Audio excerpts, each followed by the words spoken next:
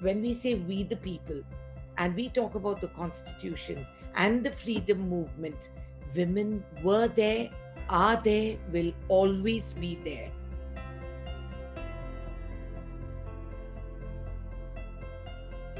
The She Runs Government Dialogues, it's a platform where we bring in political leaders from across the world representing various political parties to come together and discuss ideas on how to advance women's participation in politics.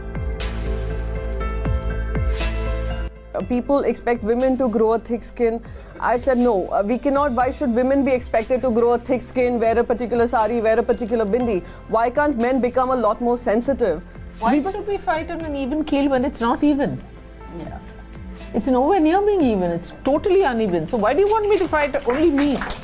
Men don't fight on even keel. Why should I? Let us not believe that we are living in an equal world. Yeah. Let us not believe that anything for women is equal, and that's the harsh reality of it. It's very difficult for women financially, emotionally, practically to sustain the politics. 23 years for me, you look back, if you wanted me to start from the beginning at the 21, I will bluntly say no, I can't. Send more women into parliament, send more women into assemblies, greater numbers, greater voices, greater power. Women of this country have been told repeatedly that, look, there will be empowerment, there will be a women's reservation bill, went to the parliament, to the Rajya Sabha, came out of it to the Lok Sabha, never saw the light of the day. We are still battling to pass a bill which is not charity, which is not something that we are begging for. It's our constitutional right. At every point we thought we were moving forward, we were pushed backwards. But we fought. When it comes to making any radical changes, whether it is about affirmative action for women, for marginalized classes or castes, there is always resistance. An MP sitting behind me, he just leapt onto the table. He almost fell on top of me.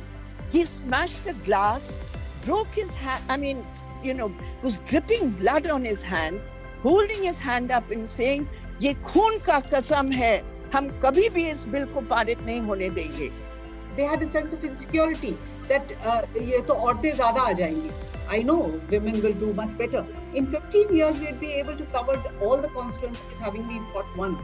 And I'm sure that we can get re-elected because of good work we do. Women were elected on reserved seats. They tended to think about policy matters that mattered most to women, which is genuinely what representation should look like. Yes, you'll have reservation, but the conversation should be, let's do this because this is what it will mean for the benefit of India as a society.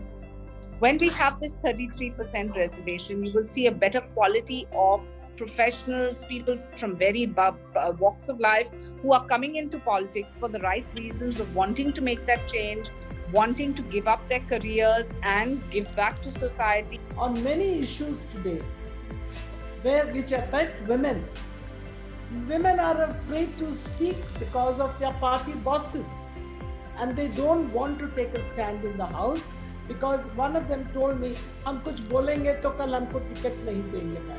In Parliament, let us stand up for issues which affect women and not have divisions among us. I don't think women's representation is a policy of division.